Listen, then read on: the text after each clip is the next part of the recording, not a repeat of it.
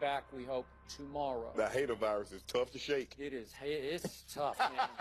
And we might have just a little hate going on right now as we proceed into the James Harden issue, because last night, James Harden pulled off a 60-point triple-double. Never been done before in NBA history. Shannon Sharp, you impressed? Skip, I'm very impressed. Anytime you can do something in a positive. Now, somebody turning the ball over 15 times, he's the first person to turn the, Jason Kidd has the most turnovers in the game at 14. Sort of like that LeBron quadruple-double. Why we got to bring up LeBron? This is James Harden moment. I don't know. That's James Harden moment. You kind of opened the door for that. Skip, this is very special to get that many points. Normally, when someone has it going like this, everybody passes him the ball, they get out of his way. When Kobe scored his 81, he had 2 assists. This man had 60 points, 11 assists, and 10 rebounds. But here's the kicker, Skip. He's had 2 more games where he was responsible for more points. But for him to score 60 and still get his teammates involved, because with 2 minutes left in this ball game, they were tied. No, it was a close game. It went to the wire. They needed all of him. In Kobe's 81-point game, Skip, he had 2 assists. He was responsible for 86 points. James Harden was equally responsible for 86 points. I think what's so impressive was the amount, the scoring. James Harden is prolific. I don't think anybody thought he could score like this when he was on the, coming off as the 6th man in OKC. Nobody saw this, but we should have known, because I think he opened his career, 2 40-point games or high 30s, first guy to do that. And so we like, okay, he might be on to something. But not this, because over the last couple of years, we've seen he and Russell both get 2 50-point triple-doubles, which was an anomaly because only Oscar Robertson and Wilt had done that before. So he's like, but we're seeing an uptick in these high points, assist games, or triple-double games. But 60 and 11, Skip, that's a lot of points. We know James Harden can go get buckets. And it only took him 30 shots. 30 shots. Kobe, when he got 81, I think he took 46 shots. He's unbelievable. And the way he can draw fouls, if you look at him, they're going to call a foul on you. And you're going to go to the free throw line. He's going to make, he was 17-18 last night. I thought this was a very special night. He locked up MVP, that's for sure. Unless LeBron James goes 22 and 3 and 30 points, 10 rebounds, and 6 assists, it's over. James Harden won it. That holy terror up in Oklahoma City is going to make a run at this. Trust me, I know he had a bad night last night, but we got a long way home. He's going to make a run at averaging a triple-double. Russell Westbrook will, and he's going to keep lifting that franchise up and up and up. And you're going to say, well, Melo's not contributing that much, and Paul George is a good sidekick, maybe a little better sidekick than Oladipo. But he's an all-star. Paul George is an all-star. Well, James Harden. Think about it. Now, he did this without Trevor Ariza. He did this without Chris Paul. Eric Gordon got hurt with about 10 minutes in. So he had to bring it home. He scored 60. The rest of his teammates had 54 and 6 assists. He was 6 and 11. I give you that he probably took the lead last night for now. And I will give you this. He is a rare offensive player. He is. I've never seen anything quite like him before. He is a one-man juggernaut. Yes. He can put on a one-man show unlike anybody this side of LeBron when LeBron gets going. Yes. But in this case, this man, remember, he's 6'5", and he has like effortless gliding quickness where you say, he's quicker than you think because he's just gliding past people. And he's got better handles. I don't think people realize how good his handles is with that left hand. I mean, he's in and out. He's stepping back. Now, it'll be interesting now. We know Steph Curry and Klay can get it going. We saw Klay last year get 60 points in 29 minutes. 29 minutes. I don't know if he can get this assist total. I don't know. Because think about it, Skip. Like I said, normally when a guy, what did Kevin Durant say when Steph Curry had it going? Just get out of his way. Not only were they getting out of his way, he was putting them back in the way, he said, because when they send 2 to 3 at me, I'm going to give you an easy dump off so you can get the dunk or the layup or the wide open shot. But to get 60, I didn't think it was. Well, we saw Russ. Was it the playoff last year? He got 57 and 14 and a triple-double. But for him to get it in 30 shots, he's special. He's definitely a. We keep going back. Who's the top 5? Man, I don't know how you keep James Harden out of that top 5 list, Skip. I don't. He has the best slither through the lane I've ever seen. Where he can Euro step it and just kind of slither through bodies. And all of a sudden, he's at the rim. And he's not a mad dunker. He just lays it off the glass.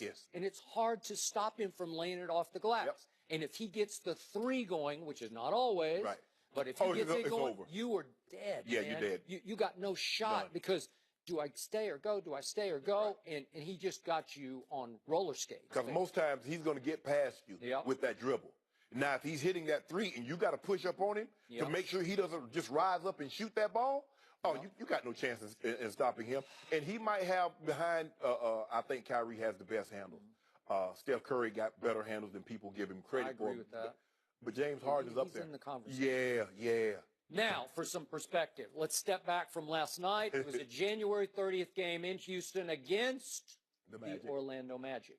And what happened in this game, Mr. Sharp? There was no Chris Paul. Nope. There was no Trevor Ariza. Yep. And pretty quickly, there was no Eric Gordon. Correct. So you've lost all of your offensive firepower, and all of a sudden, James Harden's got the greenest light in the NBA. He always has a green light. Well, he does, but now he said he turned to coach and said, we don't even have Eric. Right. And Tony says, go, just do it. You do it. So he did it and kept on doing it. And it took every last dribble that he had in him, every last point, to keep Orlando from pulling off the upset. He played 46 minutes and 26 seconds. Okay. I mean, think about that. So he had probably a tired young man. Yeah. So it just goes to show you what Wilt did. Wilt once played 48 minutes and 5 seconds for an entire season. So he played every minute plus the overtime when you equate it. Skip 46 minutes. That's a lot of minutes. And James Harden is coming off where he missed like 2 weeks because of that hamstring. So I don't know if he's fully healthy. Man, if he hadn't won this game, Skip, I don't even know if we'd talked about it. Okay. Because, it's just like Booker. Remember, Devin Booker had that 70-point, and it was just a fleeting moment. He got 60 and 11 and 10.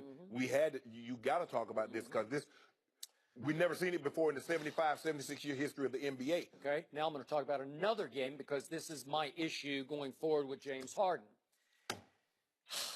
Do you remember one morning you came in here after Game 6 of the playoff series, Spurs versus Rockets? Yes. And Game 6 became the closeout game in Houston. Yes. And you sat right there in that same seat, and different words were coming out of your mouth in very different tone about James Harden. Yes. Because you were outraged at the disappearance of one James Harden against a Spurs team that was playing without Kawhi and without Tony Parker. Yes. Game 6 will live in infamy for years. Yeah, he's not living that down. No. Okay?